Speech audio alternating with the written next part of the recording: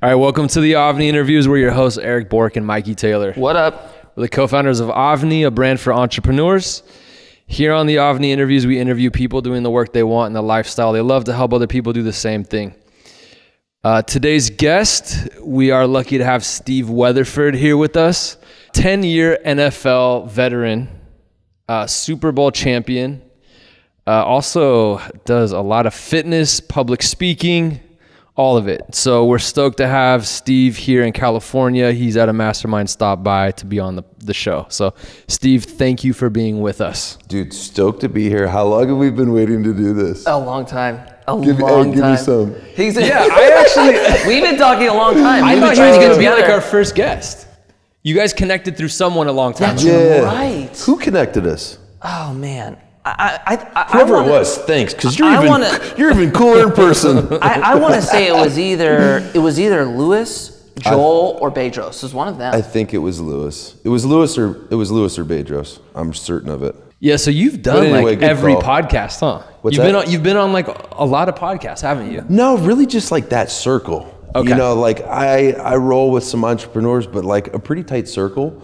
So when one of my homies like Lewis Howes or Bedros Coolin or Joel Marion or Ed Milet is like, hey, you need to meet this guy. Like, I don't filter them at all. I don't like look to see what their back history is or arrest record. Like, if they say you need to meet them, like that's filtered for me. Yeah. You know what I mean? So the fact that like Mikey was like, they said his name, it wasn't like, oh, maybe this would get, no, they were like, dude, you're a freaking awesome dad and you're like such a devoted husband. Like, reminds me so much of Mikey Taylor. Do you know who he is? I'm like, I've seen like some stuff on social media, but I don't like follow him or anything. But like, dude, you guys need to connect. So then I started following you, and that was like, I don't know, like 7 months ago, something like that. Yeah, and he hit me up right away. DM me, I gave him my number, texted me, and it wasn't a text, it was straight the voice recorder. Yeah. And it was just like, it just was, I don't know, I felt like, you know how a lot of people, you like just the first time you talk to him, you're like, dude, this dude's like totally like real. Like, this is him. Yeah. And that's how it felt. Like, so real, like weird. I slid up in his DM and it was probably,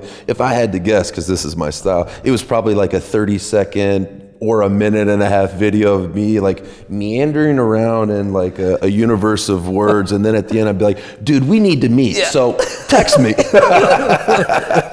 the other thing is that you guys kind of both went through your transitions of full-time pro athlete to entrepreneur and everything you're doing now. So that's you know, especially being the same age and retiring the same year. Yeah, and like, it's funny, man, when we got connected, and I didn't know you before, so I went through social media, and it was like, I want to know, like, you're like genuine, like when you looked at it, you'd be like, did you think to yourself, damn, this dude takes a lot of shirtless selfies? No, when I first saw you, I was just like you're real. I want to know. No, my first impression, I saw you and I was like, holy crap, like this dude is ripped, right? But basically and you weren't posting a lot of football stuff, so I didn't know you played football at first. Yeah. I was just like, holy crap, like this dude's ripped. He's got a wife with kids, and then I started diving down. And I was like, holy crap, we actually have a lot in common. Yeah. You know, so it was really cool to just see that, like, you were an athlete.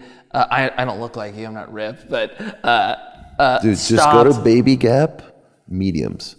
You look stacked. You know what, I'm working on it. I was telling Bork, we've been talking about this. I have like a trainer now that he doesn't like that I have a trainer, but I have this trainer and started running. I'm working on it. Why don't you like him? Why don't you like him having a trainer? Well, I go to the gym myself. It's not that I don't like having a trainer, just there's some cliche stuff that I hear that I'll like argue back. So we'll like get into like mini debates about it. The debate, before you got here, we had a full-blown debate on...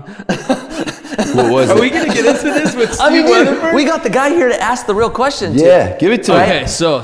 And I'll give it to you raw. Basically, Mikey, if you're wrong, I'll tell you. I'd love to hear it. So what I was saying is everybody that I've worked out with, they don't have me do the same exercise every time I'm with them. We work on different things, different days. So one day it might be like leg day. Next day I'm with them is pretty much cardio base. Maybe the third day is like arms or something like that, where it's more hyper focused on certain areas, but it's not the same. Like a strict body split.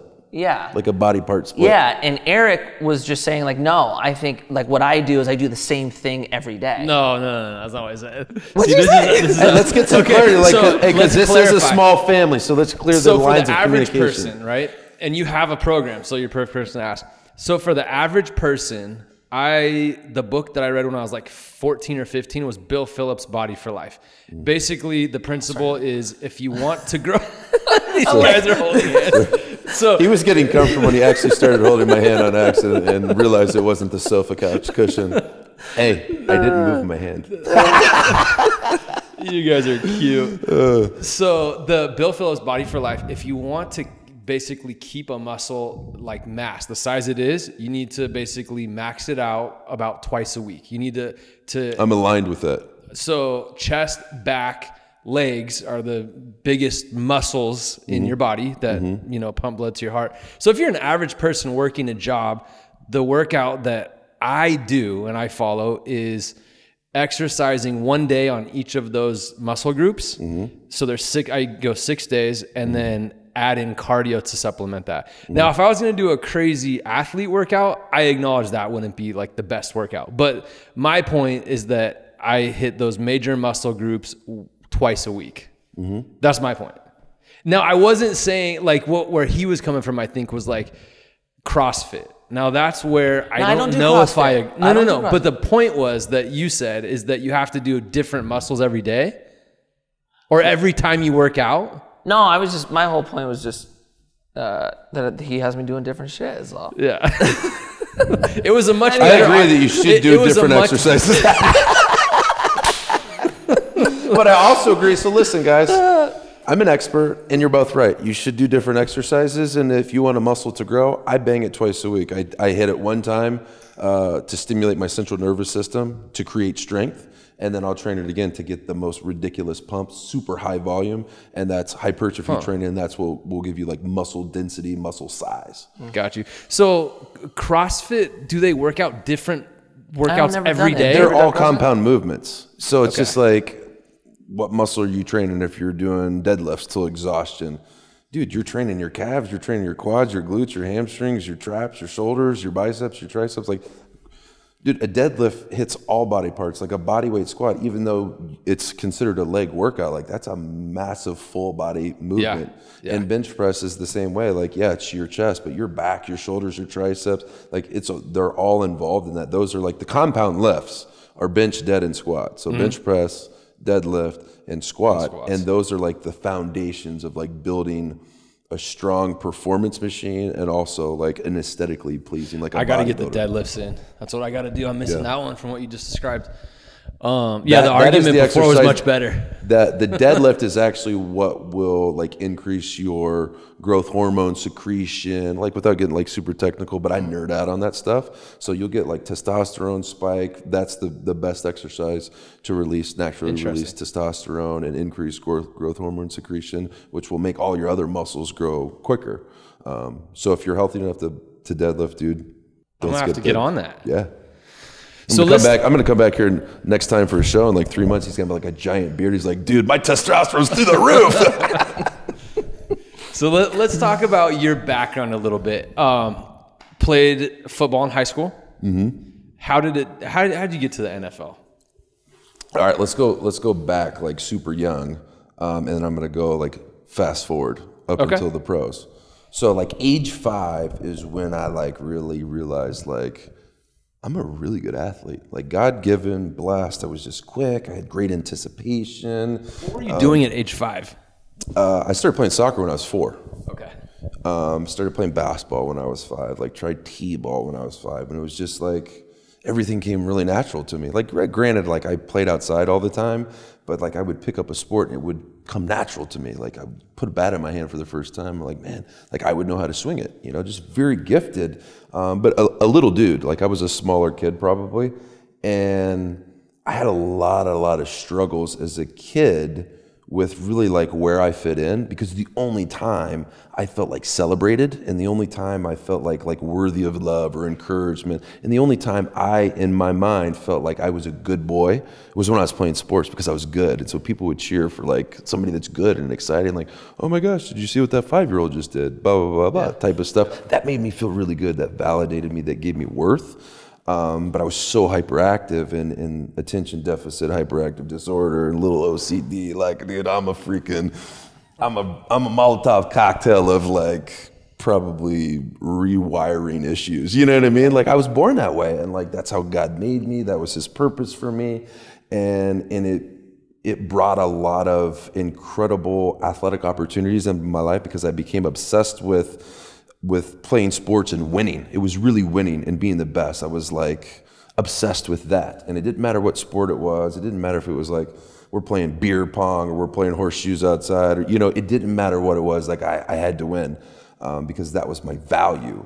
But I got in so much trouble as a kid, and I really realized, like, as different as I was when I would play sports and how natural it would come to me, it was the opposite in school. Like, I would get in trouble and go to the principal's office every single day, 5 days in a row. First day, 5 days of kindergarten, I went to the principal's office every single day, and I'm not kidding you.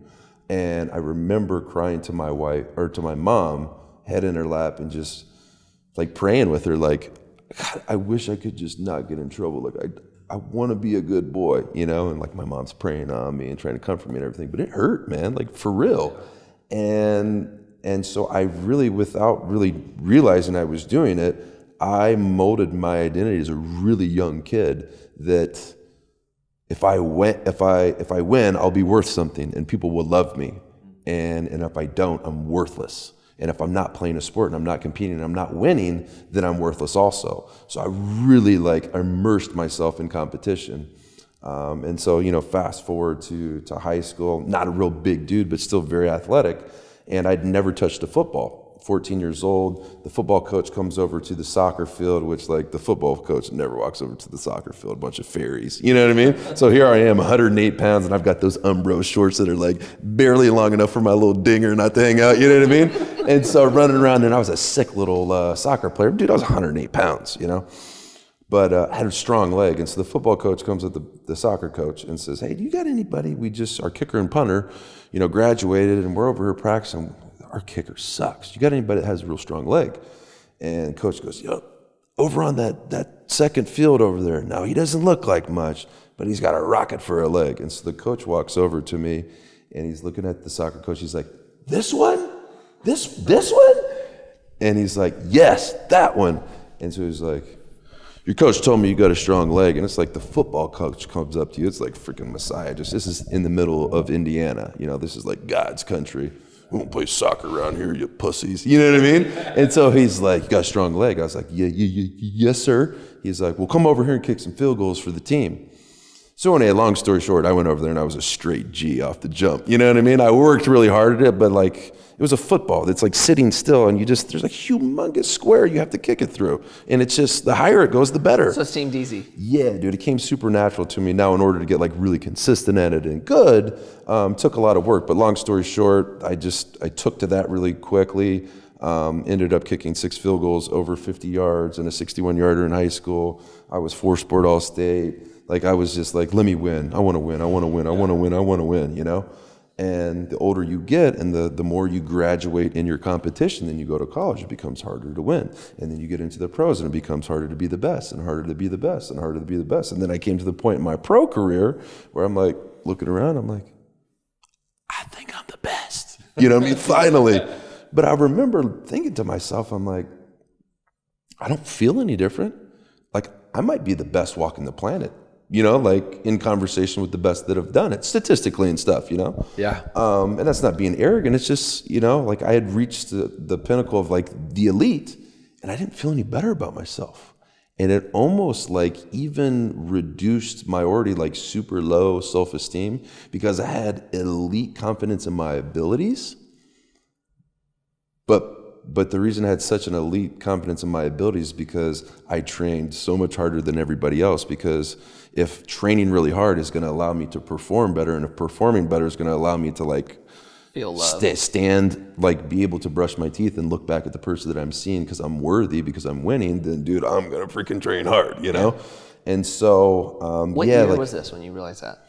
How long had you been pro till you came to the realization of this doesn't feel Nothing's ever felt good though. And that's the thing. It's like I tortured myself my whole life and didn't enjoy any of these incredible like lifetime achievements that I've made because I was doing it for other people. And so I was like completely giving my power away for happiness and like placing it in the hands of people's judgments and their approvals and their, people can take and give their love to you at any time.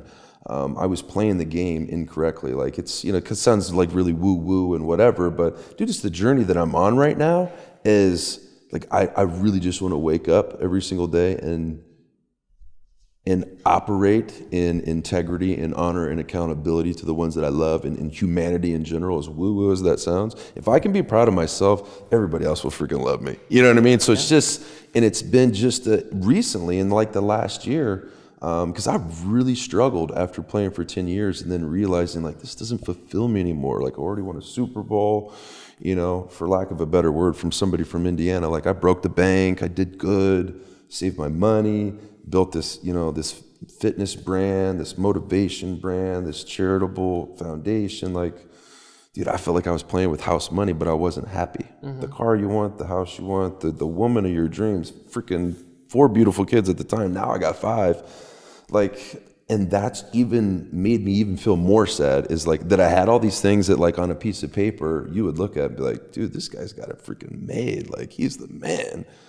But I didn't feel that way about myself, and it comes back to like what my opinion of myself was predicated on whether or not I was winning and losing. So then when you retire and you're not making wins or you're not winning, you're not dominating, you're not setting records, like your opinion of yourself, you gave your identity away and now where are you? What are you? Yeah. So it's tough, man. I'm curious how it was for you. Well, I was actually, I don't think I've ever talked to Mikey about this, but I was only a pro skateboarder for a year, but your whole identity kind of becomes what you're doing. And when you start to move away from that, I went through years of what is it now? And I was working a corporate constantly job. Trying to like reinvent yourself, right? Yeah. And it really is hard once you step away from that identity. And I don't want to talk about me too much. Let's talk about. No, I want to hear about you though, dude. It's context for where we're at. Granted, you're the host of the show, but like at the end of the day, if you haven't shared your struggle with the people that are listening to it, they know you better than they know me, and they probably are more curious about you than they are about me. It's just an interesting topic. It's like your identity becomes so rooted as an athlete in what you're doing that I remember not having that anymore, I went into this like dark depression. And like, now granted, I wasn't like, I didn't know where I was going next, and there was a lot of different scenarios, but it's really hard to part from that identity of, when not only is it your identity, it's what you're physically doing. And when you're not physically training and working towards something every single day, it's like we would wake up and we'd go skateboarding every single day. Wake up, meet up, go to LA, come here, skateboard, exhaust ourselves. We'd film tricks, go back home, wake up, do it again the next day. You were living, you had a purpose. Yeah, every single day. We woke up, we knew where we were going. And it's like you have a German Shepherd. A German Shepherd is one of the most incredible, I don't have one, but I love dogs. They're one of the most incredible dogs because they're so well-rounded, they're so obedient, they're so loyal, they're so intelligent, they're so capable. But when German Shepherds lose their purpose, like let's say they were a service dog for 14 years and then they retire, they die almost instantly, because if German Shepherds don't have a purpose, they'll go in the back and try to create a purpose by like digging holes up. Yeah. And when that stops being a purpose for them, they die. Yeah. So it's just kind of like the same thing with like your identity as a German Shepherd, man. Totally. You know what I mean? Like, and the thing about it is like in life, we get to create what our identity is. Like we give our power away to let the opinions of other people, whether that be on social media or the opinion of a loved one, maybe it's a wife, maybe it's your dad. Like my dad controlled my identity a lot, and he didn't mean to. A great dad, he was old school, and so he wasn't like lovey-dovey, tell me how you're feeling type of thing, but he was supportive. He took me to all my games, and like he was at almost every single one of them. But it was a different time, man. And I feel like for me as a father right now, my dad did have some inadequacies, but if he would have known that I was like stuck in that prison of like self-hatred, like self-hatred was fueling my achievements. Yeah. So it's kind of like you get into the space where like I gain self-awareness to Yeah, that. totally. And having that self-awareness is like, okay, now that I'm aware that this is what my fuel was, I get to shift into a different identity with a different kind of purpose. Yeah. But with making that shift, it does make me a little bit nervous because, dude, I freaking win. You know what I mean? Like I'm a winner. So if like self-hatred guaranteed a win, now there's a little bit of trepidation with different ventures that I'm getting into now because now I got a different fuel source. Yeah. You know what I mean? Yeah. And like, I don't know if like, am I going to be as obsessed as what I was? Because like it was life or death to me. Totally. You know, so it's a different space for me, 100%. but like my marriage couldn't be better. My relationship with my kids couldn't be better. Like my health and my focus and just like my happiness is all time right now. I'm anticipating what happens for me in 2019. And if I crack this year and a half, like I plan on doing. Yeah. It's so funny because I was wondering, because I see you everywhere, right?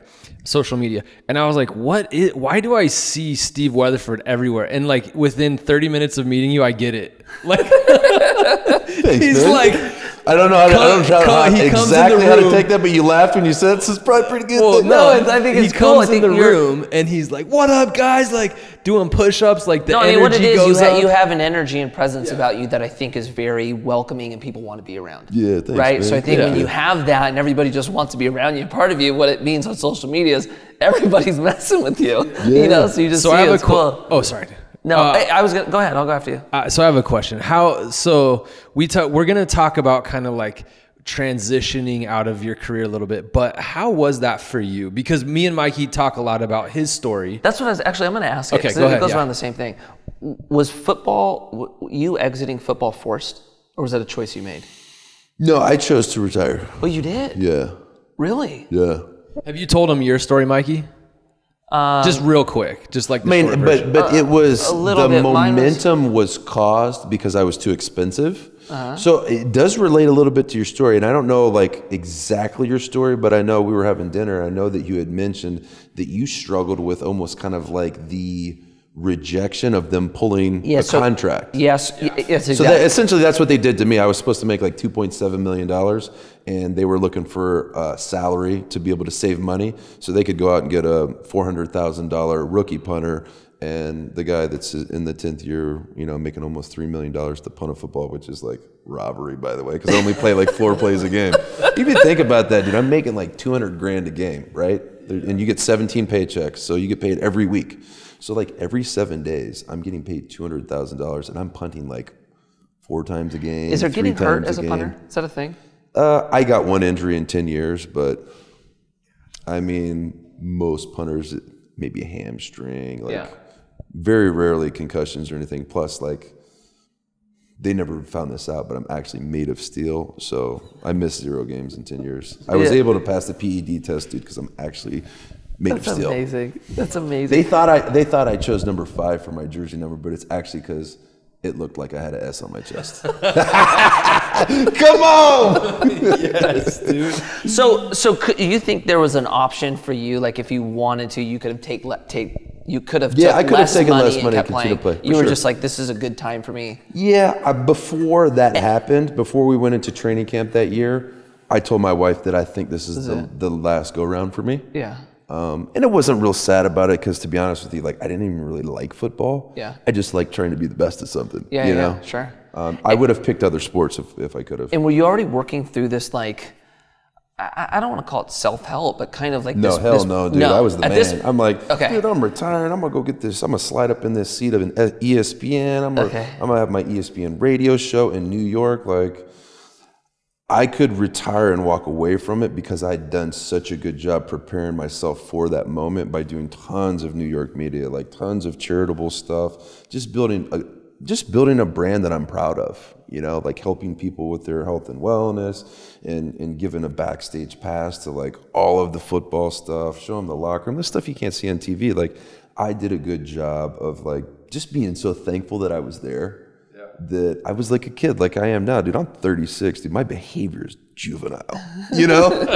But that's okay. Like, dude, that's how God made me. Like, I used to beat myself up for being a spaz. But you know what? Now it's like one of the things that people like about me because, I mean, at the end of the day, like, we got one trip to make this thing. I don't want to spend my life trying, like putting effort into not being myself. Yeah. That's a prison. You know what I mean? So like if I'm a little bit of a weirdo, you're either going to enjoy a weirdo or like, we're not going to work out, friend. Yeah. You know what I mean? Yeah, totally. I love that. You know what's funny though, is that you asked Mikey what he thought. I don't even like, I don't know if you guys can, but I can never get a good read on people until I meet them in person. You know what's funny? I can usually get a gauge through social. You can? Yeah. Yeah. Usually. I'm the worst judge of character of all time. Are you? The worst. Usually on social, I can, now not always, but if there's somebody who I think is like, I think Bedro is like this, I think Steve was like this, you can just tell they're like genuine, what you see is what you get. I could find those people. Sometimes, I appreciate that, man. Sometimes the other guys are a little harder for me to figure out. Yeah, maybe that's right. it. Sometimes the other guys, I'm like, I can't figure out if this guy's like kind of douchey or not. Is he like doing it for the gram, or is he really a douche? That type of person, I have to meet in person to like be able to like really judge. But dude, I think like the real guys are. I think it's just evident. You could just tell with the way I can't ever figure it out. I'm so bad, dude. I can't do it. I would be a terrible, like the stuff that you're into now, like investing it. No chance. Yeah? Dude, I'm like, that seems like an awesome idea. Are you serious? A ketchup factory right across the street from the baseball park? It's genius. You know how much we could cut down on distribution costs? Dude, I'm so excitable. Like I'm enrollable in anything. Yeah. You know, just because it's like, it's not that hard to put the hustle mode on me. Yeah. You know what I mean? That's so but rad. conversely, Yeah. I can make the most mundane things like, Seem really, really cool. oh my gosh, like, dude, we are going to go down these stairs. We're going to walk outside. We're going to go on this walk. Dude, the weather outside is so amazing. But before we leave, we have to grab these bags. But it's going to be awesome. We'll have a conversation on the way down. And we'll get to see the art district down here. But then we're going to put those bags in this stinky trash can. And I just convinced you to take the trash out to me. You know what I mean? So I can sensationalize, which is great for marketing and everything because, I mean, at the end of the day, marketing is really about solving a problem in somebody else's life. It's up to the business owner or the marketing department to convince that person that I'm the person that can solve that problem in your life. Yeah. You know what I mean? So it's just like, it's human psychology, which is like, I got like a very strange brain, but it actually works really good for like trying to figure out like, how I need to communicate with this person to gain their trust and then to get them to believe in me enough to put their credit card information in, right? Yes. And then on the other side of that, nobody's going to work harder to make sure that they get more than what they paid for. And that's why I've been successful as an entrepreneur. Dude, I didn't even graduate from college. You know what I mean? Dude, I went to college and like my major was like, be pro at something. You know what I mean? It really was. Like, I didn't know if it was going to be like track or football. Like, I don't know. Maybe I quit football and go play basketball. I don't know. But it was just like, I knew at a young age, like I just wanted to be a pro. I wanted to be the best in the world at something. So one thing we talk a lot about, because we come from skateboarding, right? And skateboarders don't make enough money to retire on. You don't have to tell us exact numbers, but an NFL career, what does that look like as far as lifestyle after NFL? It's like totally just like depending, because it could be like, I could describe to you like NFL salaries of the equivalent of Tony Hawk, which would be like Eli Manning. Like he's made, 200 million plus. Yeah. But for like a guy like What about the average guy right in the middle? The masses. Okay, let's say like 5 years and he made league minimum his whole career. How much would he make in a career? The average NFL career is 3.1 years. So let's just say, on average, 3.1 seasons, what would you make? It would be like $1.5 million tops. For the whole 3 years, or for the whole 3 years? For the whole okay. For the whole 3 years. And what did that look like for you? So for me, I was a league minimum guy. So I made like, back then it was like 225. The next year was like 310. The next year was like 420. Then it was like 575. And then when you get to your 5th year, that's where you start to make like enough money to like, at least in my opinion, like buy a nice car and not look like a complete douchebag for doing. Because we did have rookies that would like sign their contract and they wouldn't get big signing bonuses and they would drive up in like an S-Class Mercedes. It was like $120,000. I'm like, dude, you realize after taxes and paying for that car, you have like $12,000 left and the season just started. You know what I mean? Yeah. Just like knucklehead stuff. Yeah. But yeah, I felt like around my 5th year in the league, I could start to afford nicer things. Like I wasn't going out and buying Rolexes and stuff like that. But I'm from Indiana. What do I need that stuff for? I did buy a gigantic white truck, though. I got an F-250 with 40-inch tires, and I installed the Dukes of Hazzard horn on it. So anytime anybody like was walking across, I played for the Saints. Anytime anybody was walking across the like the street in front of my truck, it would play the Dukes of Hazzard theme song like loud, like bullhorn. And so like people would be walking by with like their beignets and their iced coffee and it would fly up in the air. But back to your thing. So then I played for 5 years, and then my 6th year, I signed a 1-year contract with the Giants and for just under $1 million, and just I really like found the team that I clicked with. You know, Tom Coughlin was the head coach, and just I really believed in his value system there. You know, it was come early. It was very blue collar mentality on his team. It was come early, stay late, you know, positive attitude, just like the really simple core principles. And that just agreed with my upbringing. And I performed really well there. We won the Super Bowl that year. We went into the Super Bowl, and I had the greatest game of my life in front of 72 million people. No way, that's like amazing. Broke an NFL record. Like my first punt was down to the 2-yard line, and then the very next play, Justin Tuck sacked Tom Brady in the end zone for a safety. So it's kind of sort of like I threw out Justin Tuck and alley-oop, and so like he got the sack and he runs over to the sideline, and he's this gigantic black dude, and he picks me up by my my breastplate of my shoulder pads, and he picks me up. And so at this point, I'm 6'6" too. You know what I mean? Yeah. And he's like, I could have never done it without you. I love you, man. I'm like, yes. In a strange way, like I'm in like my 7th year in the NFL. I'm a grown man. You know, I'm just barely, but I'm a millionaire at that point. That meant so much to me. You know, me like completely validated like my worth to the team.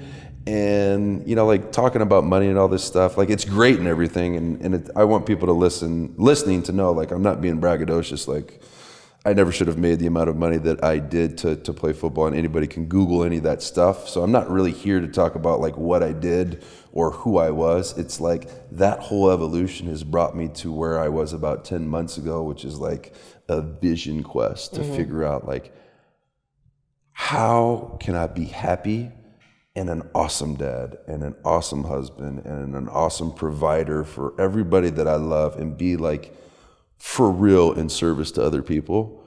And like I don't think there's ever a better time to like sit down and have a podcast with me now, because the things that I'm like really into right now are so much different than they were like 2-3 years ago. You know, because it's been a lot of, last year was an awesome, but it was a season of growth for me. Yeah. I had to encounter a lot of things that I never dealt with when I was younger, you know, be it sexual abuse or addiction issues. Like, dude, name something that brings a thrill to your life, and I guarantee you I was addicted to it. Yeah. Like drugs, alcohol, women, gambling, like, dude, name it. You know what I mean? Anything that anybody like, it's their hobby to do on the weekend. More than likely, I discovered it, enjoyed it, choked it to death, and then, you know, and that's been kind of like the cycle of my life. And now I'm realizing the reason I was like that is because I was constantly searching for like that serotonin, dopamine release, whether that's, you know, taking drugs or, you know, being with a woman or alcohol or caffeine or what it is, anything to like stimulate my brain and make me feel better. That's what I was after. Yeah. So now I get to like completely retrain my intention for every day, because my intention was like wake up and feel better about yourself. So I would go work out, and you get that endorphins releasing when you work out. So I'm like, oh, this feels good. And I realized that at 14 years old, 108 pounds, and now I'm sitting on this couch and I'm freaking sinking into 238. Totally. You know what I mean? I'm like, oh, this feels good to me. Let me do it a lot. Was there a rock bottom for you? where you kind of Yeah, were like, holy shit. it was probably 12 months ago, because like I look at my life. God, that was like really close to when I met you. Yeah. Yeah, probably like 9 months ago or something? like 4 months after like my darkest time was really when I started to like climb out of it and started really almost kind of like doing a friend audit. Because if I'm reinventing myself, reinventing my identity, reinventing my purpose, I need to reinvent my circle of friends. And so I got really strategic about how I spend my time and who I spend my time with. The first reason was like, if I'm stepping into like this new skin and like really being myself, I need to make sure it's around people that love me first. Because if they reject me, I don't know if I can handle it. You know what I mean? So obviously people that love you are just gonna love you, unconditional. Like, I didn't get that memo when I was a kid. You know what I mean? And it's not that, you know, my parents didn't tell me they loved me. If you hate yourself, you can't accept love. Yeah. You know what I mean? So, and I think it's a big deal for people right now. And so 2019, anytime I have an opportunity to, you know, connect and make a new friendship with a person that is, you know, like-minded, full of integrity, honor, and accountability to himself, to his family, to his wife, to his kids, to his audience, like, I'm going to take that opportunity to talk about things like this, because nobody, I don't want to say nobody, and I don't want to be self-righteous, but people in my position and positions of influence, it's not marketable to talk about addiction. It's not marketable to talk about putting drugs up your nose. Yeah. You know, it's not, none of that stuff is going to like make my brand stronger. But at the end of the day, I played the game of like building my brand. And was it authentic? Absolutely. But it wasn't holistic. I didn't share everything. Yeah. I didn't share that I struggled with depression. I didn't share that I struggled with anxiety. I didn't share that I had problems in my marriage. Yeah. Because it's not like, nobody wants to hear that on Instagram in my mind. Yeah. But now I'm talking about it now, and dude, I don't have enough time to reply to all these direct messages, but every single one of them means something to me because I'm connecting with people that are going through the same things. Yeah. I'd like to talk to you about depression, because that's personally, I don't think I ever struggled with depression, but a lot of the things I talk about, I think, relate to people that are depressed, just because Did you understand it? Because I've talked to you about mine. Yeah, I understand it. And I feel like I understand it, but it's not a mystery to you. No, but I get a lot of people that comment or ask me questions on how they get out of depression, and sometimes I don't know the answer to give them. Like, I can just share what it was for me, but I'd love to hear how it was for you, of like being in a dark place, going through depression and climbing out of that. What motivated you to try to get out? What didn't hold you back from staying in just this dark place? That's such a good question. I've never doubted my faith. And I've never doubted that I was like meant for a big purpose. And I think that's really, because I could say my wife and I could say my kids, but I'd be lying to you, and I want to keep it real. I really think it was like laying in bed and thinking to myself that like my family would be better with me not here. You know, like that's the opinion of myself that I had.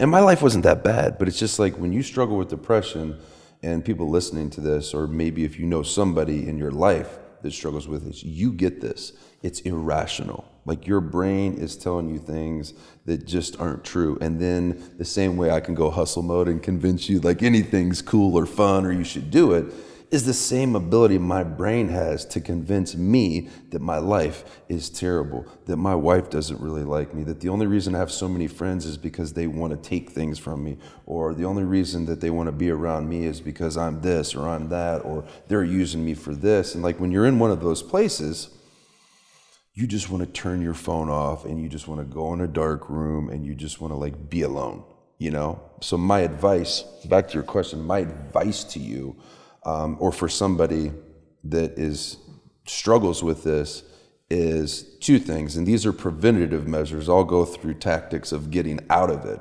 But the preventative measures, the two that I would say are most powerful for me to really, really like drastically, heavily minimize the amount of time that it happens, like the days in the month. Like let's say in a bad month, I'll have like 5 really bad days. Or like right now, I might go a month without having a bad day. And the two things that influence it the most in my life are routine and sleep. If I can get 7 hours of sleep consistently, and I'm on a routine, I don't think that's ever going to be an issue for me again. And then tactics for when you're in it is talk to somebody, man. Like talk. That's the last thing that I want to do. Like I said, I want to turn my phone off and go in a dark room. Don't talk to anybody because I feel like everybody's out to get me. But have an accountability partner. Like share with your accountability partner, this is my struggle and I could really use your support. And sometimes all you're gonna have to do is just sit there and listen to me. And sometimes I'm gonna need you to give me the reality of my life instead of like what I'm stuck on. Because it's really easy to get stuck on like what's wrong in your life. And I feel like what that accountability partner can provide to you is helping you see all the other amazing things about your life. And if it's somebody you trust, then they'll be able to help you see a little bit of the light when you're in that dark spot. I want to add to that. It's funny, we haven't really talked about this on our podcast that much, I don't think at all. Another thing, that's really good advice. Another thing that I do is what I really resonate with what you just said of it's just your brain, right? So what I'll do is I'll basically, or I've found that if you let your mind keep going further and further and further away, it makes it worse, right? So I'll stop and I'll basically say, this is your brain. This is a feeling. It's temporary. It's going to go away. And then usually if I do that, reset the next day, and it depends on what people are dealing with, because some people are dealing with major stuff that's going to take a little bit to work through. But it is all relative, and I agree with you, but feelings are not relative. Like despair is not relative. Like, I mean, it is relative. So like if your pet mouse dies and my mom dies, we're feeling the same thing. Yeah, okay, I got you. You know what I mean? Yeah, That's what I mean when I say sadness is relative. It's all relative. Like if you and I go to the weight room and you do your max squat and I do my max squat will be a great deal more than yours, but the exertion level and the requirement of you is everything you have. Yep. And the requirement of me is everything that I have. So it's relative, you know? Totally. And that's what I think I don't know if that's a really good way to describe it, but feelings are relative. Absolutely. So, you know what I mean? Some people handle extreme trauma extraordinarily well. And to me, that usually either means that they're really, really grounded in their faith or they're covering it up. You know what I mean? Like compartmentalizing it and not dealing with it, which is what I did. Because if I didn't understand it and it was uncomfortable for me to feel, I'm going to stack it up and put it in the corner because I have a job to do. I'm obsessed with this goal. Like this feeling is going to stop me from what I'm committed to. And so another kind of, I guess, another tactic when I'm in a dark spot, or really a tactic for my life in general, like when I'm tired or when I've got things to do and, you know, I don't want to do them. And you start to say, we kind of like mentioned it a little bit earlier, it's like it's the have to and it's the get to. Like I don't have to go pick up my son from school. I don't have to pay the bills. I don't have to, you know, go to work. Like I get to pick my son up. Like I have a freaking healthy kid. I get to pick him up. Like I get to go to work. I get to pay my bills because look at the life that I've created. And so it's the have to and the get to. So it's like really reframing my language, like the language that I speak to my family. Yeah. Like we don't say have to for anything. Like it's get to. Why I get to take the trash out right now. Yeah, you do get to take the trash out, dude, because I'm going to apologize to you that our driveway is so freaking long because our house is so big. You know what I mean? Like, no, I'm not going to, it's a get to, bro. You get to do it. That's such a you good know, point. and it's just a perspective shift, and that's powerful for me is the language that I speak. I want to speak life into my life. I want to speak life into your life. I want to speak life and possibilities into your life. And just reframing the language that you use is so powerful in my home. And then the, what was the second one? Because it was good and I just freaking slipped my mind. It was the have to and the get to. I want to touch on that. It's so funny you say that because when I was 14, I listened to this book. I mention it all the time. It's called The Psychology of Achievement by Brian Tracy. And he says, I love Brian Tracy. Obsessive compulsive is I can't, but I have to. I can't, but I have to. I can't, but I have to. And what he says, he says, rewire your mind to say, I don't have to do anything. I can do, or I get to do whatever I want. So for me, that's something I struggle with, is feeling like I have to do things, and I'll rework my brain and be like, I don't have to do anything, and I can do whatever I want. Yeah. That's like exactly what you were saying like a minute ago. It's essentially giving yourself way. permission. Yeah.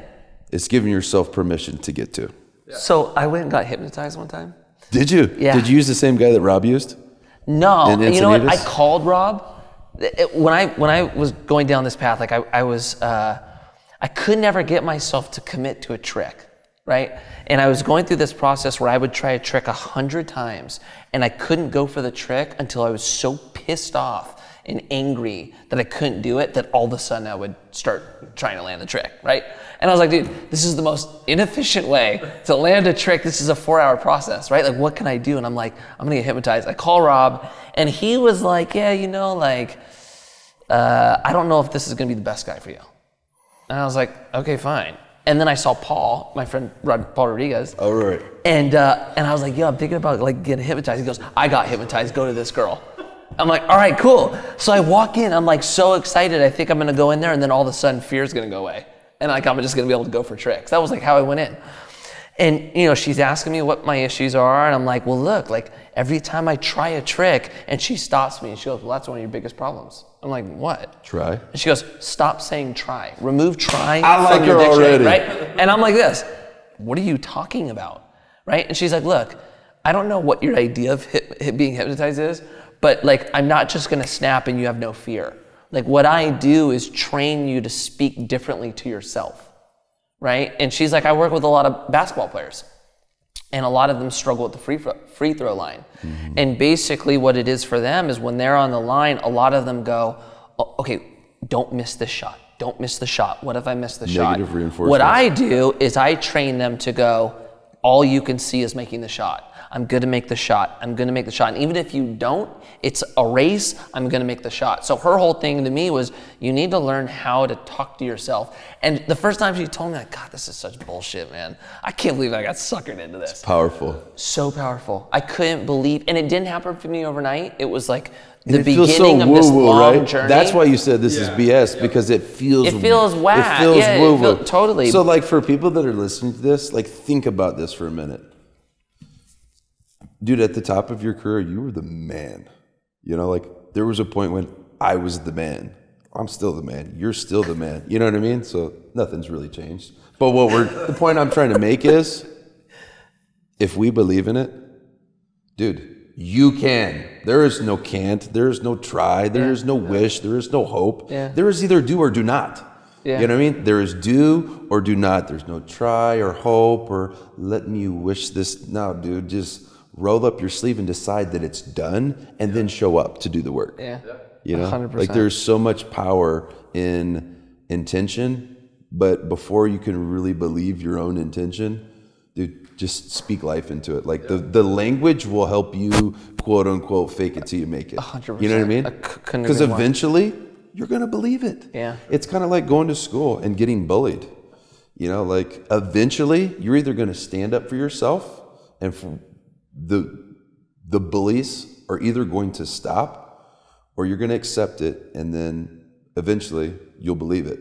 Yeah. You know, and that's why bullying is so powerful, and that's why people are killing themselves, because of people just getting bullied. There are power in our words, man. The spoken tongue, man. Yeah.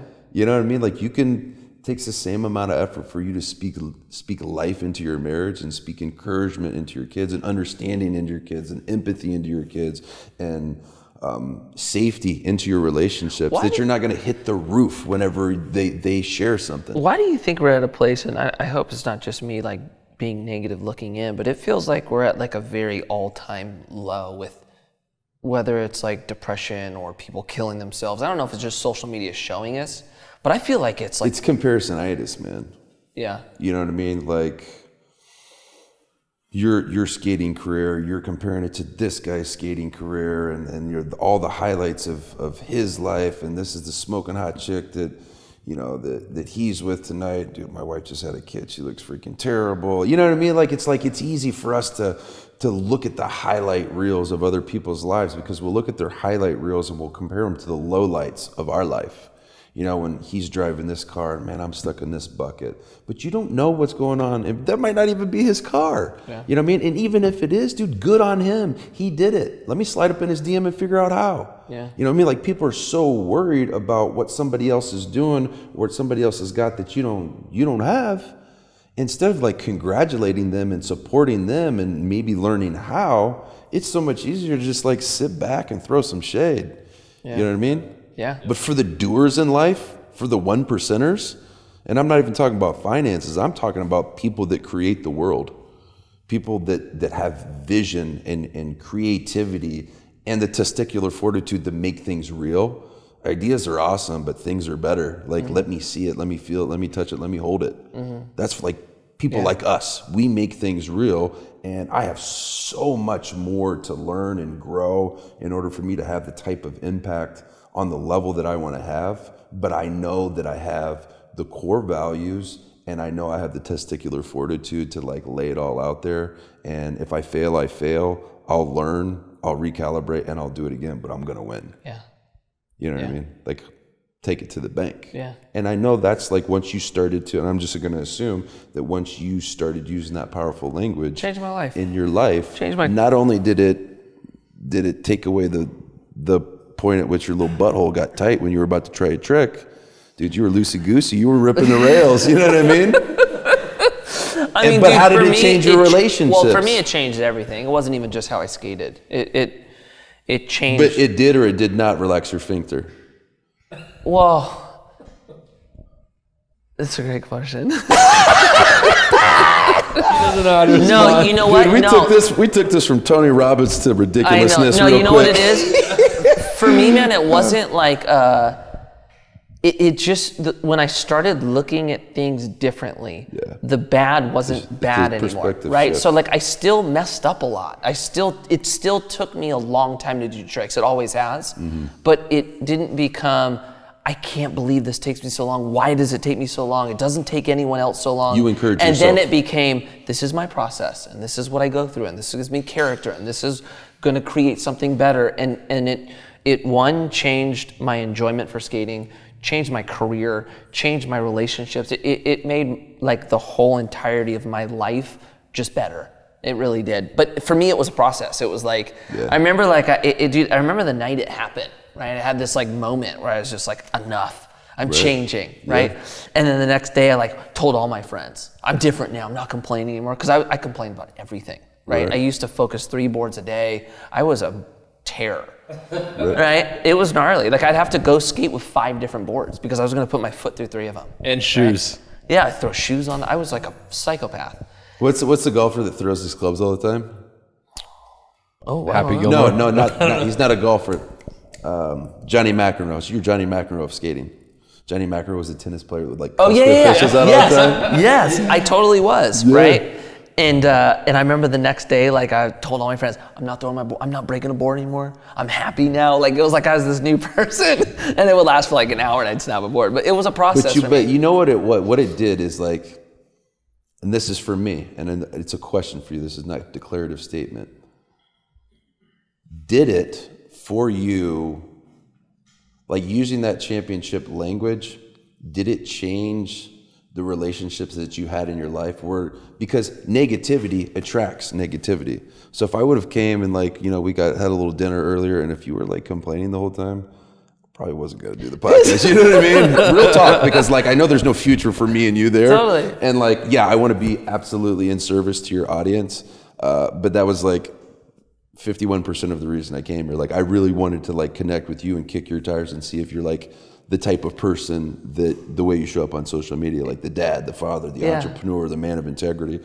And so, dude, thanks for not being a weirdo though. Oh yeah. You know what I mean? Or actually, thanks for accepting me as a weirdo. Yeah. Well, it's funny, man. I went through a very similar thing with you as you. I always felt like I was trying to be what the person in front of me wanted to see. Right. Like wearing masks, like, oh, I'm going to be in front of these kids, so, you know, let me be this person. In front of my coach, I need to be this person. I was totally like that. Dude, my whole life was like a costume party. Me too. Like so much so that you're just like, you don't even remember who you are. Yeah, that's how I was too. And skating is like, dude, skating can be so like, judgmental and negative and like, you're always like, it's so much based around like being cool. Yeah. Right. So if, like for me, like through that, like the early stages of my career, it was just like really felt like that. And it wasn't until like all of this, like trying to like change myself, right, where I started like discovering that. And now like I'm finally at the point, and I still think I have a lot more to go, but I'm finally at the point where like, look, this is what you get. Right. You know, you're gonna like me or you're not, but like this is who I am. And I try to like be nice, but I don't try to change myself for you to like me. Right. You know, and it's, dude, I think it's been better for not only me, but the people around me. So for me, it's awareness. Like you were talking about, 100%. like an hour later, I'm still breaking a board, but for me, and this is back to my question that I actually never even answered. So, did you feel like it was just awareness that you got like that? In regards to how you speak to yourself, because for me, I felt like it was awareness. Like I would still go into my default mode of beating myself up in order to achieve, but at least now I'm aware of it, and so I can recognize when I go into default mode. 100%. It was like a door was open for me that I'd never seen through before. It's still tough to like break that habit. 100%. But you were aware to it. 100%. All right, so I want to offer for anybody that's thinking about doing this, because it's freaking hard, and the way that it was really, really helpful for me to retrain the dialogue I have inside my own mind, and also like what comes out of my mouth, was accountability with my wife. Yeah. And we do this, it's every single day. Like if she says like, oh man, I have to like, or I have to, like we check each other. And the same thing with like the language that we speak in our home. If the kids say something, like we will stop it right there and reframe that sentence for them. Yeah. And it's like, we have to do it to each other. Like my kids will do it to me, like, oh, I forgot the eggs in the car, I have to go get them. You get to go get them. And it's like, sometimes it gets annoying because I'm like, hey guys, you know, the house is really a mess, so we get to clean it up now. You know what I mean? They're not trying to hear that noise. I love that, but it's just like, I love dude, that. Yeah, dude, I encourage you to try that. I don't think we do that enough. Yeah. I really like that. I remember listening, I can't remember who it was, but I remember listening to this podcast of this girl, and she was talking about how her parents at dinner would always ask what they failed at. Mm-hmm. Right? Every day they had to tell them what they failed at, because her dad was trying to make them feel comfort and make failing feel normal, so they didn't fear it. Okay. And so she was basically like I learned at a young age that failing is just part of the process, and it's not to be feared, it's natural, and it's not going to hold me back. You learned this at a young age? No, I did not. I listened to this podcast of this girl talking about her dad, and I remember thinking, dude, that is so cool to pass that on to your kids. For us and our kids, we're just now getting to that point. My daughter just turned 6. She's really taking on information now, so we're having to like actually be parents. Right. You know, so like what you just said is new for us. You know. Because they're so young, man. Like kids are never more impressionable than they are from 0 to 8. Yeah, exactly. You know what I mean? Which kind of freaks me out, because I really didn't get this like life realization. Yeah. Until about a year ago. Well, yeah, and they see what you're doing, right? My son's 11 now. I'm like, did I screw my son up? You know what I mean? Because it's like he's not 0 to 8 anymore. But dude, none of us are going to parent perfectly. Yeah, and you know what? I think kids. I think him seeing you change is probably more powerful than you even imagine. I hope so. And it's been the shift in our relationship when I get to ask him his opinions on things, and especially like having daughters also. It's like because of my dad, and I don't want to say a generational curse, but at the end of the day, it is. My dad was hardcore, you know, and my opinion wasn't that important, and so I get to break that generational curse and make my kids' voices. I want them to be heard. I want them to be seen, and that just in general, like my goal with my wife and my kids is really, really simple, and since I've just really simplified it, it's made me pursuing serving them so much easier, is I want my family to feel loved and supported, seen and heard. Mm-hmm. Loved and supported, seen and heard. So if they feel loved and supported and seen and heard, because they know I've always loved and supported them, but did they feel seen and heard for 100%. Kids? And also for a wife too, because dude, we're goal getters, dude. We're gonna go out there and we're gonna get it done. Yeah. We're good at that. That's natural for us. It's not natural for us when like ish hits the fan and we're super busy and we got a lot of stuff on our mind, we're stressed out, and your wife wants to talk about like, oh my gosh, you're never gonna like look at this cool T-shirt that I just got in the mail that says like this funny saying like namaste home instead of go to work, or you know, something I don't care about, dude. I'm freaking crunching numbers in my head, like I got like a program that called in sick and I got this thing that's due or whatever, and I'm stressed out. But then I have to think in my head, like, what is your goal, Steve?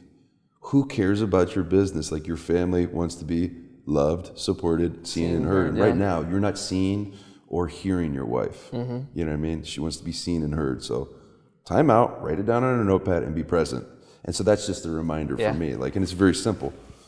Love, supported, seen and heard. And since I've made kind of like that personal contract with my family, that is my goal, my kids are no longer, and they know that, like I've told them, this is how I want to show up as a dad. Since we've had that open conversation, like my kids are not scared to come into my office, because it used to be like, Daddy's working right now, don't come into my office if my door is shut.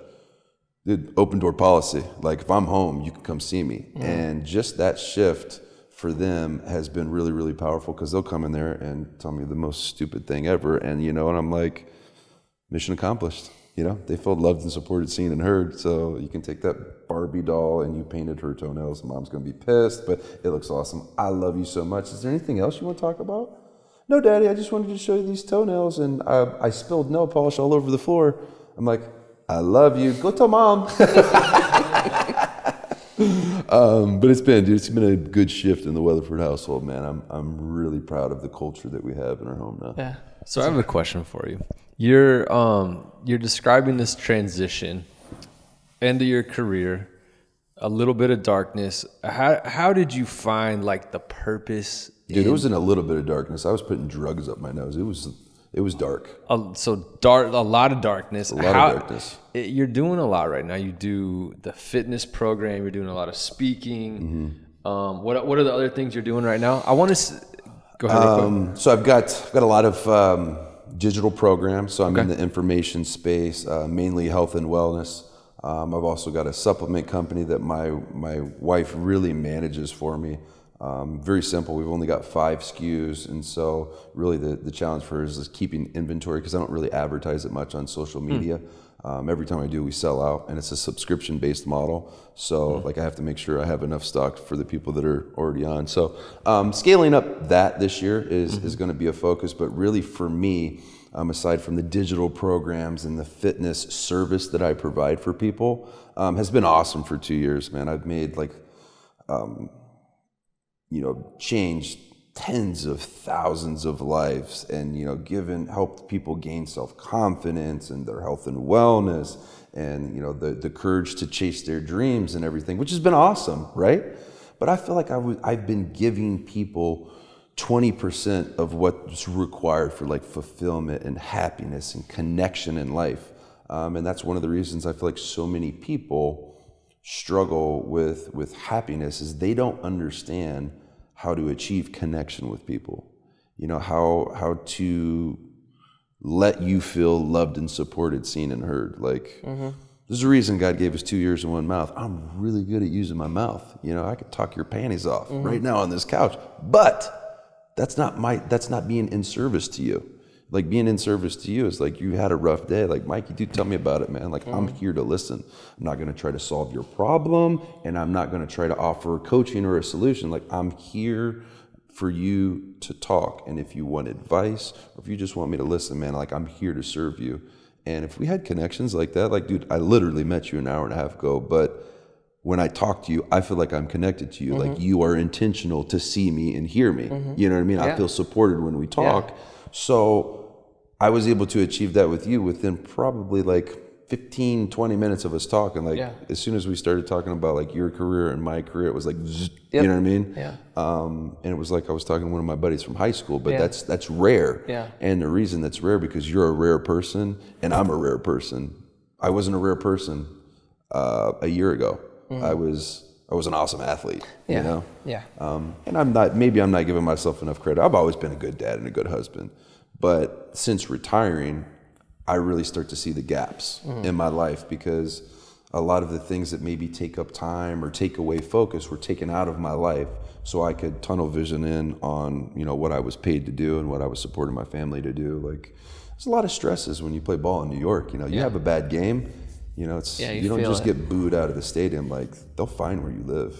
You know what I mean? It's serious up there. But conversely, if you play well, like, dude, there ain't a club I can't get into. Like, I don't pay for dinner in New York. You know, it's when I go home, I feel the love. And dude, what a blessing, because who's to say you get into the Super Bowl and you crap your pants? Yeah. I could never go back to New York again. Yeah. They'll find me. Yeah. You know what I mean? Yeah. You don't want to be that guy. No. But dude, just super blessed for that opportunity, but even more thankful that when I had the opportunity to go into that game, dude, it was just like God gave me like a strange piece of, you know, like, you're meant to be here. Like, let it rip. Like, there was no, I'm about to do this trick. I'm gonna bail. You know, it was just, and I didn't have that for almost every game I played up until that point. I would vomit before 4 minutes before every single pro game that I ever played in. And then when I got into the Super Bowl, and it was like 4 minutes to go, and the manager brings the puke bucket up to me like he always does, like clockwork, because the national anthem would get over, and then I would start to get butterflies. Puke every time. And I would vomit. So like the national anthem would get over, and then the manager would be behind me with the puke bucket. It was systematic, right? So we get into the Super Bowl, national anthem's played, and I turn around, and I'm scared, because I don't feel nervous. Like, I'm scared that I don't have butterflies. I'm scared that I can't vomit into this bucket. So I'm looking at it, and I'm like, I'm jinxing us. Am I jinxing us? And I'm like thinking about like, can I just like stick my finger down my throat and vomit just like for tradition, you know? And then my routine is vomit, and then I go take a knee inside of the kicking net, because it's like kind of secluded from the team, and it's, you know, quiet-ish over there. And I have a prayer, and I go play ball. And I couldn't vomit. So I'm like, all right, maybe I'll go pray, and then maybe God will stir me up and I can vomit and we can win, you know? So I go pray, and I was like, God, I'm ready for this. You know, like, let your will be done today, but if you don't mind, if you could make me puke real quick, that'd be great too. You know what I mean? Just to keep the tradition. But I got up, and I wasn't nervous. So I'm like, dude, put it back, man. Let's let it rip, you know? And I went out there and just, dude, I would lit it up. That's so amazing. That's so awesome. So you went through this transformation, and I'm glad you shared that, because I want the highlights, right? That's like the highlights, the good times. Then it was really dark. How did you go from there to everything you're doing now? How did you kind of like find what was moving forward?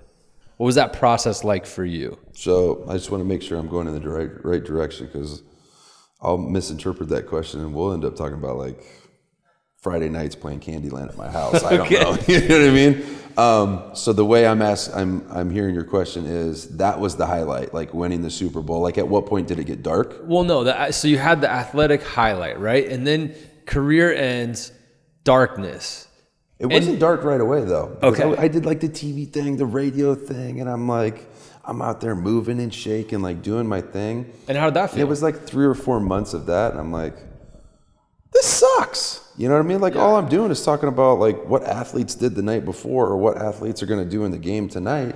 And I'm like, I feel like I'm doing the same thing I was doing, except for like, I'm not the one everybody's talking about anymore, you know?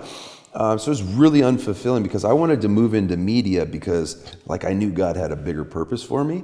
And so media seems like the best move to make if you really want to impact at scale. But I wasn't impacting anybody, dude. I was reading like box scores and like, you know, talking about what we think is going to go on in this game. And so like, I just cut that one down. I'm like, this ain't for me. So then we stayed in New York, New Jersey for another 6 months. And my wife's dream is San Diego, because we used to train all of our NFL off seasons out there. And so I get out there, and like I kind of like resistant went. And like when we moved, I wasn't in a good place. And like I told her I was not supportive. I was like, I don't think this is the right move, and blah, blah, blah. Like, I was like a freaking grumpy kid, you know? So I get out here, and I'm trying to make the best of it. In my fitness business, dude, I'm crushing the game, you know, like digital ebooks and supplements, just doing really, really well, because even though I was in a dark place, the highlights of my day were like getting direct messages from people that will send you messages like, oh my God, you saved my life, you know, the structure and this routine, and you helped me lose weight, and now I'm getting married. Like that stuff just like completely filled my bucket of happiness up. But when you hate yourself, that stuff leaves you because you don't accept that love and that encouragement and the kind words. You don't really accept them. You hear them, but you don't let them in, because if you hate yourself, like how can you really love and be empathetic and supportive of other people? And so my core was broken. Like I was a good person, but my opinion of myself was so poor that I couldn't really let love in. And so it was fleeting. The periods of happiness were fleeting, and it didn't matter if I did like, you know, launch a new program and it's at, you know, $500,000 in 4 days. Like that's awesome, but it didn't make me feel any better. You know, like it was awesome to like, my goals really became like to-do list. And so like you don't celebrate yourself when you check off like pick up the dry cleaning or pick up the kids from school or go to this meeting. Like my goals, and they were big goals, like win the Super Bowl, you know, do this. Would you celebrate wins? No. And that's why I asked that question, because I didn't know if he wanted to know about like, you win the Super Bowl, and then at what point does it get dark for you? No, I think you want to know when you were going through that dark time, what got you out? What got you out of it? Yeah, that's where I was going. It was knowing that I was meant for something better than what I was doing. Because the reason I was sad and depressed about it was like I was doing so many amazing things that people were around me were like, dude, you're freaking killing it as an entrepreneur now too. Like you're freaking unstoppable. And I'm like, I know. Why am I so sad? So I was almost like depressed that I was depressed how good I had it. Does that make sense? Like, it does. It's like it's winning the Super Bowl. Yeah, and it's important for people to hear. This is the best way to like describe it. Is I won the Super Bowl on February 5th, 2012, Indianapolis, Indiana, Super Bowl 46, 47 miles from my hometown, right? I could not statistically have had a better game. I had like 0 return yards. I had 3 punts inside the 10-yard line, 2 punts inside the 5. Like it was like amazing performance and amazing luck and amazing timing. Like just, it's a God story, right? So confetti's coming down, like my dad that I've been like desperately my whole life, like trying to earn his like, I'm proud of you. And confetti's coming down, my dad's holding the Lombardi trophy, like dude, he's like smiling ear to ear.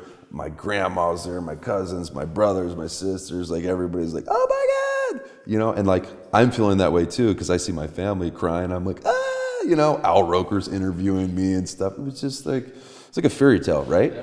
So then we go back to the locker room, shower up, meet my family outside the locker room. We walk across the street to our hotel where our team does like a private team like party. You know, they have like Kenny Chesney come in and sing and stuff, and it's real intimate, real small. And so we're drinking beers in there, and everybody's just going crazy. Just, you know, their family's just going buck, right? And I remember drinking a beer and looking at my wife and being like, I'm so happy. I don't want to drink anymore, because I always made up the story in my mind, like, dude, if we win the Super Bowl, I'm getting so hammered. I'm going to vomit everywhere. It's going to be awesome. I'm going to party so hard. But it felt so good to see my family like happy and proud of me and celebrating me, and my Tom Coughlin and Eli Manning like telling me like, dude, you were the MVP. You know, like a punter. Yeah. Dude, punters are way low on the totem pole. So for like my coach to say that to me and my quarterback to say things like that to me, there's literally not a drug that can make you feel how I felt, right? So then the party kind of started to come down to a close about 3 o'clock in the morning. And because it was technically still a team function, women weren't allowed on our floor in our hotel room, even though I was married. So I go back to my hotel room. I remember walking through the door and walking up to the giant, you know, window and looking down over downtown Indianapolis and like taking a deep breath and like, you know, and literally, I'm not kidding you, as soon as my like breath left my chest and nobody was around, and like nobody was celebrating me, and nobody was telling me how wonderful I was and how good I played and da-da-da-da-da, and I was by myself with my thoughts for the first time since it happened. I remember taking a deep breath, and as the air came out of my lungs, I remember thinking to myself, this is it? I feel like I should be happy, you know, but it was weird, because 30 minutes before that, like I'm high as a kite, but I realized that I only feel happy and I only feel fulfilled and I only feel worthy of love when I'm around encouragement, when I'm around people telling me how important I am and how good of a person I am and good of a dad. But as soon as I'm alone with my own thoughts, I start beating myself up again. You know what I mean? Because that's how I like programmed myself as a 5-year-old little boy that, dude, you won the Super Bowl, but what are you going to do now? Because it's over. Like, you're a Super Bowl champion, but if you're not doing more and you're not winning more, they're going to not love you. They're going to stop loving you once you stop winning. And so, like, I freaked out in my hotel room. Dude, I hadn't even enjoyed it for like 3 hours yet, and the hate machine turned back on. It was horrific, man. Wow. Horrific. Like, you work your whole life to get to that moment, and I celebrated it less than 3 hours. Yeah. And we've had a few guests tell the same story. Pinnacle achievement. Crazy, right? After, like, having those same exact feelings. Keep going. Yeah, so, I mean, it was like, if you can't be happy then, like, I knew, like, I'm never going to be happy. Yeah. Because it can't get better than that. Like, greatest game of my life. Everybody's there. You know, I'm about to sign a fat contract extension, big signing bonus. And I knew it was coming. Like, like they ended up franchise tagging me after the game because they didn't want me to be able to go to a different team. Like, I'm a punter. And they, like, trapped me from doing that because that's how impactful I was in that season and in that game. Like, you would think after all those things happening for you, because they didn't happen to me, but in my mind, they were happening to me and not for me. And they were good things, but I couldn't accept them because I couldn't accept myself. Yeah. So like that's like my prayer, is that like somebody hears this and like it lands for them. Yeah. Like, I feel that way right now, and I haven't done what this dude is doing. Maybe I don't need to go through, you know, an entire pro career or 27 years of my life like hating myself in order to win. Yeah. You know, like, dude, accept yourself, accept all of the faults and work on them, but don't magnify them. Like acknowledge yourself for all the wonderful things that you are and the gifts that you are to other people.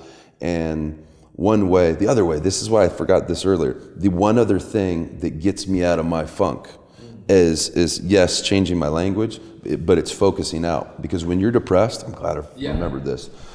And apologize to people listening to this that I'm so sporadic with my thoughts. No, you know what? You guys are actually getting an opportunity to run around in my brain for an hour and a half. This is a very unique and great conversation. So keep going. Dude, thank you, man. Sometimes I don't know if I make sense to other people. No, this is. But when I'm in a dark spot, it's focusing out. Because when you're depressed or you have anxiety, like, you're doing it to yourself, so you're focused in. And I know it's tough to do because I've been there, but doing kind things for people, and it could be me, I'm feeling really bad about myself. Next time you get a video from me, and it's like, hey, Mikey, dude, I'm just checking in, man. I just wanted you to know, dude, I think you're an awesome dad, and I'm thinking about you, man. Have an awesome Monday. If you get a video from that from me, more than likely, I'm super depressed when you get it, but I'm trying to focus out. Like, I'm trying to bless other people and build other people up, because when I get a video back from you, be like, hey, Steve, dude, I don't usually send text message videos to dudes, but that really made my day, man. Thanks, dude. Have an awesome Monday too. That will cheer me up. And I don't do it to get that back, but I've noticed that happening in my life. Like, when I get into a dark spot, I pick 5 people that I want to build a relationship with, or 5 people that mean a lot to me. And I just send them a video message of what I'm thankful for them about. Like, you inspire me because, dude, you're an awesome entrepreneur, but you're an awesome dad too. Like, I admire that. Thank you for being that stand for dads. And then hopefully I get a message back. But even if I don't, it's the act of focusing out and blessing somebody else would be like, I just did something good and I didn't have it inside me. And that cheers me up way fast. Yeah. It's focusing out, because if you continue focusing in, you're just going to make it worse on yourself. So it's really just taking your attention and focusing out on doing something good for somebody else. Could be buying a random person a coffee or whatever it is. Giving Tommy a hug. Did you feel better after I hugged you? Yeah. Good. Just so you guys, he doesn't have a mic. He said yes. I said yeah. I think that's so powerful. I'm so stoked that we met, man. Yeah, man, I am You're a too. true blessing, for real. Yeah, dude, thanks, Yeah, man. I'm so glad we had you. I think that's so powerful, dude. I think that's gonna help a lot of people. Yeah, dude. I hope so too, man. I mean, I'm not here to sell fitness programs. But if you want to get 20-inch arms in 12 weeks, go to armageddonebook.com. The further I go in this, the more I believe that the more clarity you can have about yourself, oh my gosh, the more, I don't want to say powerful, but like, Yeah, powerful. It really It could be powerful for other people. Yeah. Powerful doesn't mean like cars, clothes, money. And I know you're not meaning it that way, Yeah. but powerful can be so many, like I can be such a powerful husband to my wife by not doing anything, but Just knowing making her feel loved, supported, seen, and heard. Yeah, You know what I mean? 100%. Like you can build a powerful relationship. I realize this is like you can build powerful relationships by actually doing less. You know, because when I had such a low opinion of myself, in my mind, I felt like in order for somebody like Mikey Taylor to like me or Lewis Howes to like me, like I had to like do favors for him and like be the funny guy, or you know what I mean? Like show up a certain type of way that they would like me. And so it's like kind of goes back to that conversation we were having about like your life being a costume party and like, well, I'm going to meet this person. Like, well, how do I need to act so they'll like me or accept me? You know what I mean? And so it is powerful to be able to just be yourself, regardless if you're a spaz like I am. And there's some days that I'm like, I'm not feeling like a spaz. And if you're expecting me to like be a spaz, I'm just gonna be like, dude, I'm pretty chill today. You know what I mean? Like I don't feel like I need to ramp myself up. And sometimes I do need to check myself because I do like that about myself, because people always have fun everywhere I go.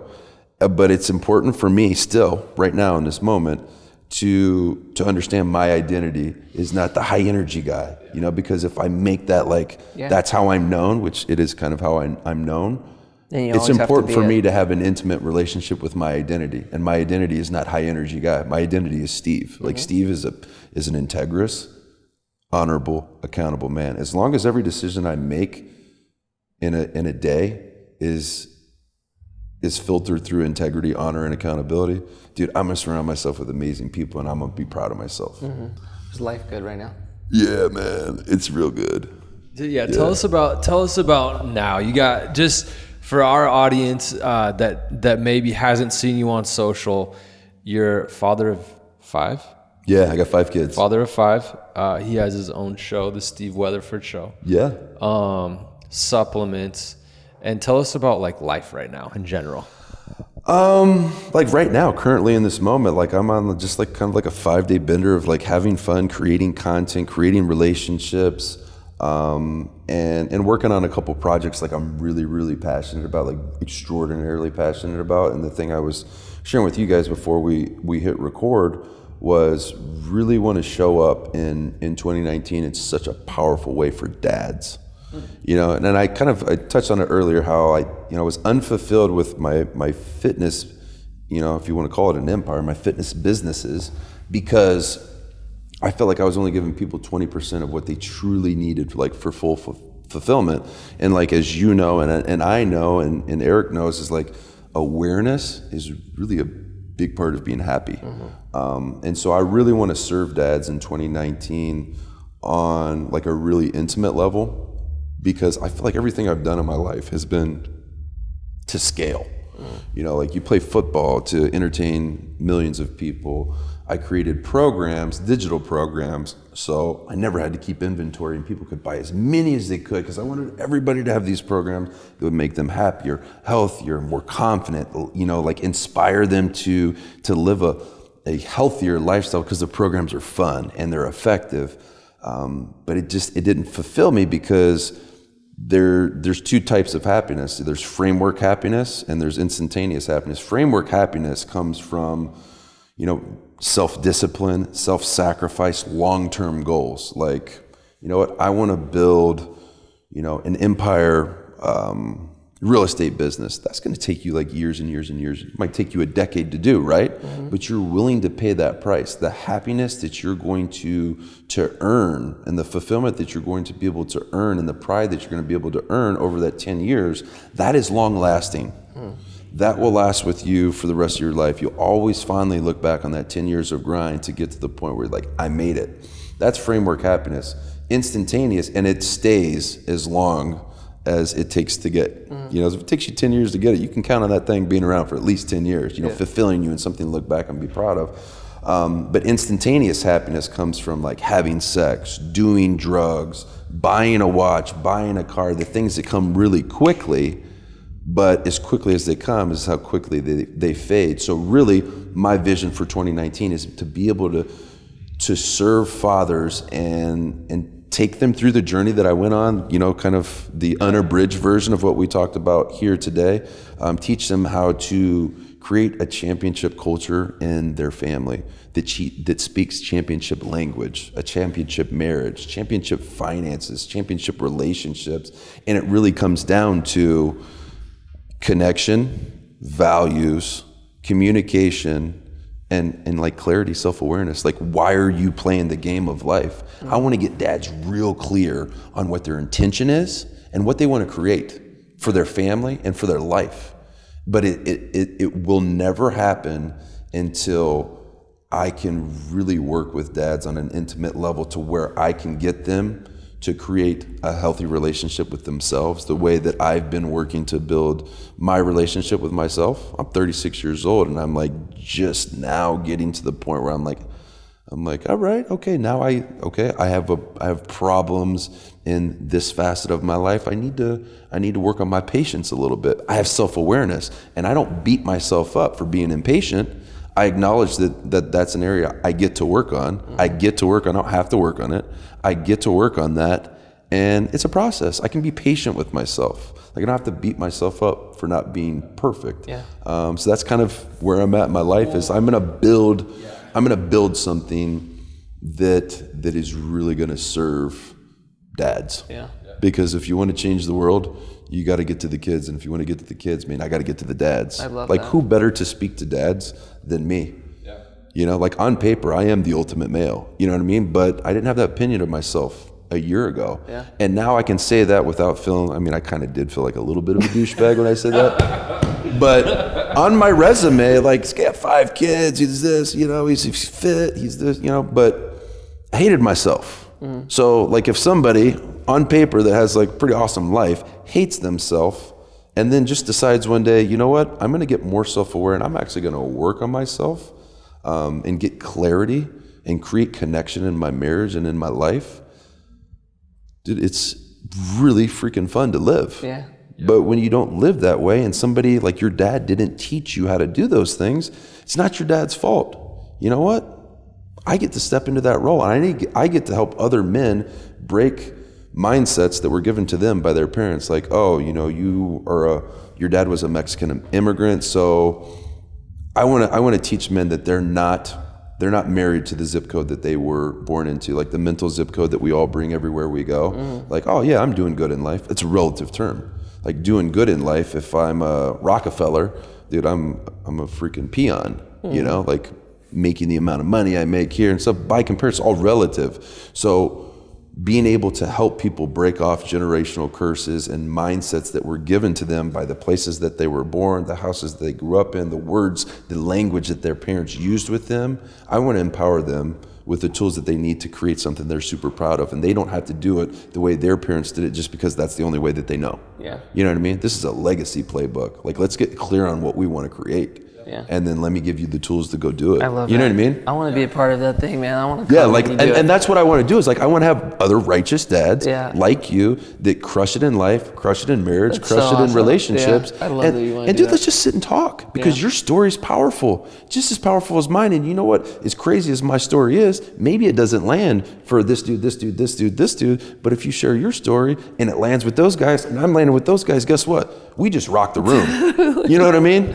Yeah. So I know I can't do it alone, and I don't want to do it alone. Like, this is not an ego thing for me. This is like a service thing. I love it. I totally love it. Yeah, and it's funny because I just watched Mikey go through this process for the past like 2 years, and now describing, to be honest with you, it took me like 10 or 15 years of being an athlete to really adjust to my life. And so to hear for people out there that are like getting out of something that's difficult, depressed, and how you got into what you're doing. I think there's a lot of value, and you've given a lot of very practical tools on how to do that. So thank you. Oh, I think it's amazing. Yeah, I think dude, thank you, man. this is great. This is fun. Yeah, we'll have to do a part 2 soon. We will. And then we're gonna get you on can't my wait. podcast Yeah, really soon. of course. Yeah, you get actually, them out it's there. gonna be fun because I just spilled my guts, and I'm actually kind of surprised I didn't tear. I did get kind of emotional there for a minute, but I'm surprised I didn't cry in here. But tomorrow, like, I'm gonna crack your chest open the same way that you totally. did. You I know what I love mean? it. But you I know, love at the it. end of the day, like, you're confident to